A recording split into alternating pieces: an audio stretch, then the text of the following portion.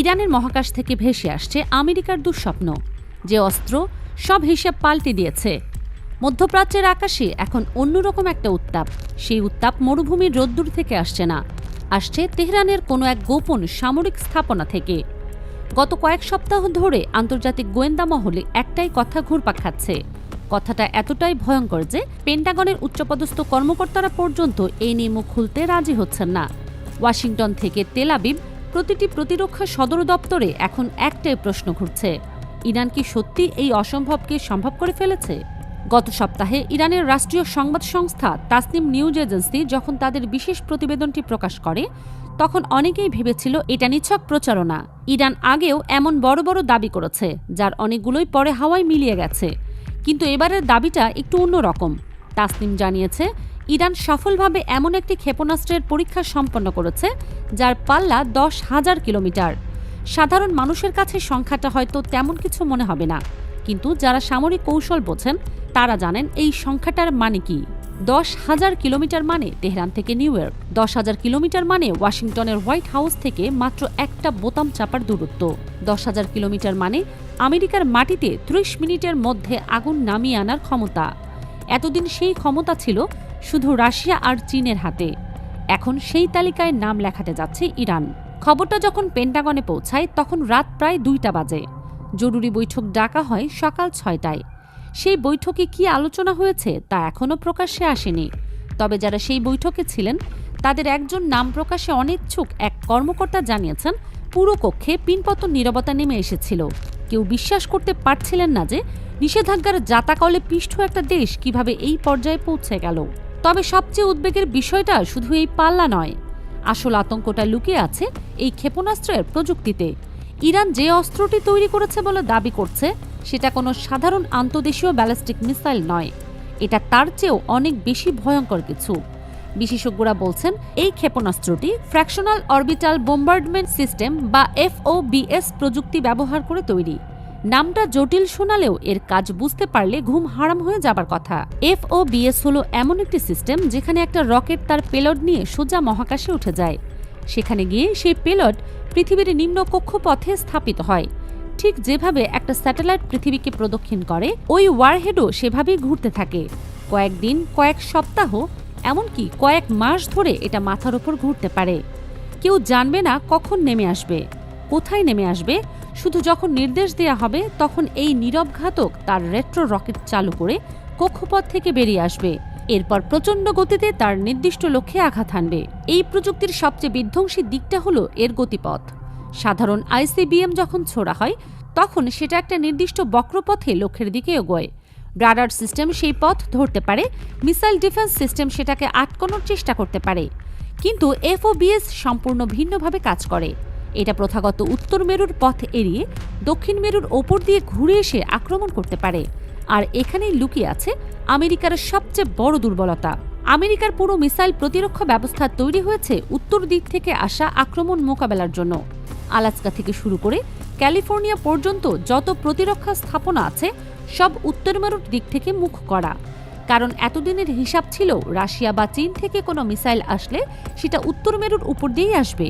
কিন্তু দক্ষিণ দিক, সেদিকে কোনো ঢাল নেই, সেদিকে কোনো রাডার নেত্রী স্থাপন করা হয়নি।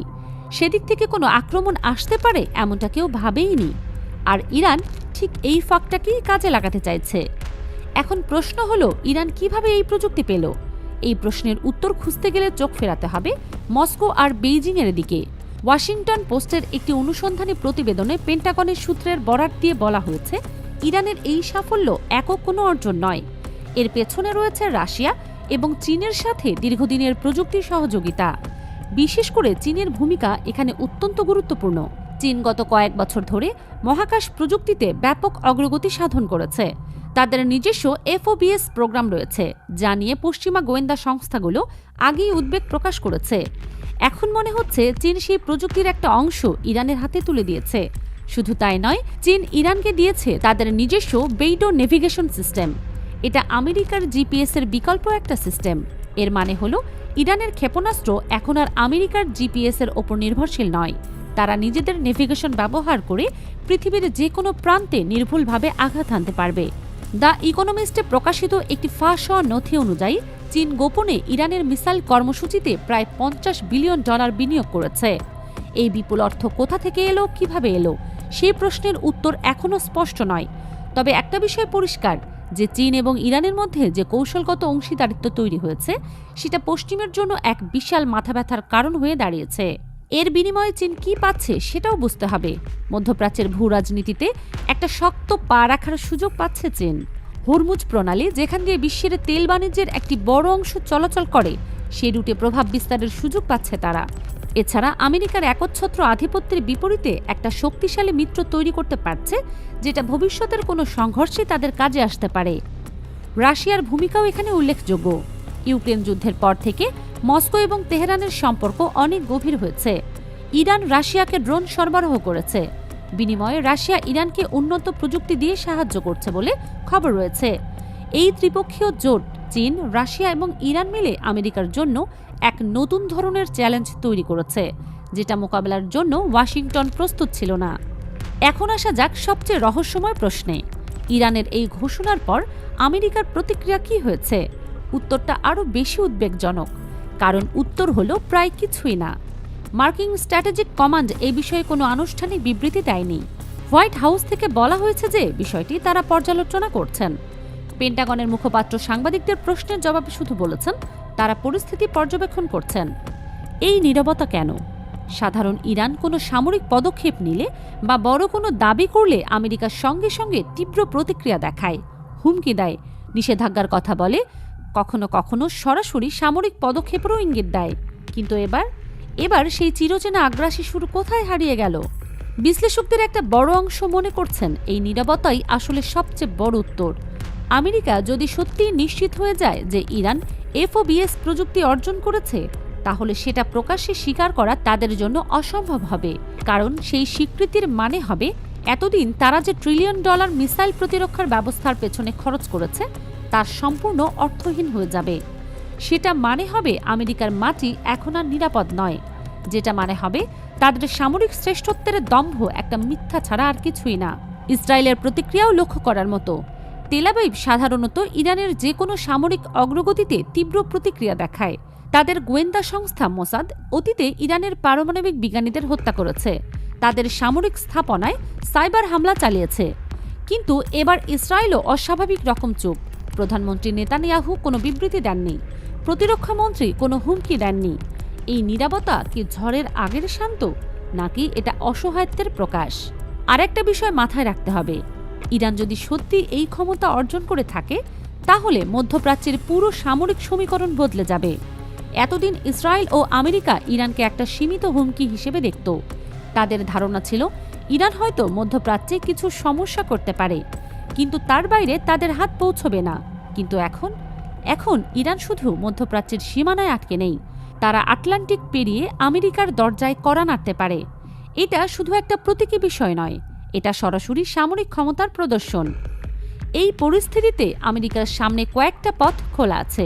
প্রথমত, তারা মিসাইল প্রতিরক্ষা ব্যবস্থা সম্পূর্ণ নতুন করে সাজাতে পারে, দক্ষিণ দিকেও রাডার এবং ইন্টারসেপ্টর বসাতে পারে। কিন্তু এতে বছরের পর বছর সময় লাগবে এবং $1 ট্রিলিয়ন খরচ হবে। দ্বিতীয়ত, তারা কূটনৈতিক পথে ইরানের সাথে আলোচনার চেষ্টা করতে পারে। কিন্তু ট্রাম্প প্রশাসন যেভাবে ইরান পারমাণবিক চুক্তি থেকে বেরিয়ে এসেছিল, তারপর ইরান আর আমেরিকাকে বিশ্বাস করতে রাজি না। তৃতীয়ত, তারা সরাসরি সামরিক পদক্ষেপ নিতে পারে। কিন্তু সেই পথে গেলে মধ্যপ্রাচ্যে এমন এক যুদ্ধ শুরু হবে যার ফলাফল কারো পক্ষে অনুমান করা সম্ভব না। বিশ্ববাসী এখন অপেক্ষা করছে, দেখছে পরের পদক্ষেপটা কি নেবে। ওয়াশিংটন কি তার স্বভাবসুলভ আগ্রাসী মনোভাব দেখাবে, নাকি এবার একটু ভিন্ন পথে হাঁটবে? তেহরান কি তাদের এই নতুন ক্ষমতা নিয়ে আবারও বড় কোনো দাবি করবে, নাকি চুপচাপ তাদের প্রযুক্তি আরও উন্নত করতে থাকবে? একটা বিষয় নিশ্চিত যে বিশ্ব রাজনীতির মানচিত্র আর আগের মতো নেই।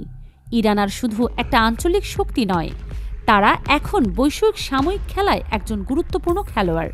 আর এই খেলার নিয়ম এখন থেকে অনেক বদলে যাবে। ওয়াশিংটনের রাতের আকাশে এখন নতুন এক ছায়া ঘুরে বেড়াচ্ছে। সেই ছায়া হয়তো শত শত কিলোমিটার উপরে, কিন্তু তার উপস্থিতি অনুভব করা যাচ্ছে হোয়াইট হাউসের প্রতিটি করিডোরে, পেন্টাগনের প্রতিটি বৈঠক কক্ষে। এই অদৃশ্য হুমকি মোকাবেলায় আমেরিকা কি করবে, সেটাই এখন কোটি মানুষের জানতে চাওয়া প্রশ্ন। উত্তরের জন্য অপেক্ষা করতে হবে। হয়তো বেশি দিন না।